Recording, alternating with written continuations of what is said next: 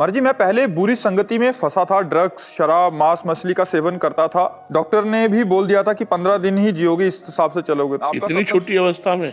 ये अवस्था तो पढ़ने लिखने की होती, खेलने कूदने की होती, इसमें इतने गंदे नशों में कैसे फंस? कह रहे पूरे गांव में और पूरे इलाके में ऐसा फैला हुआ है, बच्चों को थोड़ी से स्टार्ट होता है और इतने बड़े स्तर पे पहुंच जाते हैं कि वो ना घर के धान आदि बेच दिए। कह रहे मेरे आभूषण चुरा के ले गया, वो सारा बेच दिया, घर में खाने के लिए कुछ नहीं है, पिता है नहीं है इसके और ये इस काम में लग गया। तो मतलब ऐसी नए बच्चे व्यसन में ज्यादा फंस रहे हैं। कह रहे पूरा गांव ही है। उससे पूछा तो कह रहा सारे दोस्त। नहीं, हमारे जो नई पीढ़ी है वो थोड़ा गलत मार्ग में जा रही है। व्यसन और व्यभिचार, ये दो बहुत जोर कस रहे हैं। व्यभिचार में भी बहुत प्रवृत्त हो रहे हैं, विविध प्रकार से ब्रह्मचर्य नष्ट करना और व्यसन करना, नशा करना, इसमें ज्यादा नए बच्चे फंस रहे हैं। भगवान बचावे, कलयुग का बड़ा कुप्रभाव है, युग धर्म का भी प्रभाव है। अब जैसे इसका दोस्त कोई बनेगा मान लो, तो वो नशा सीखेगा, क्योंकि वो कहेगा थोड़ा सा आप देखिए, तो वो भी नशा सीखेगा। जब वो उसका दोस्त बनेगा तो वो भी नशा सिखाएगा।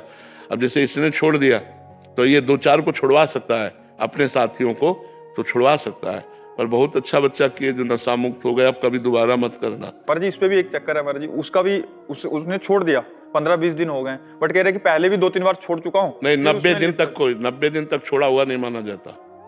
अगर आप 90 दिन क्रॉस नहीं करते तो छोड़ा हुआ नहीं माना जाएगा। 90 दिन तक आपको उस नशे से बिल्कुल दूर रहना है। किसी भी तरह से उस नशे का सेवन 90 दिन तक नहीं करना है।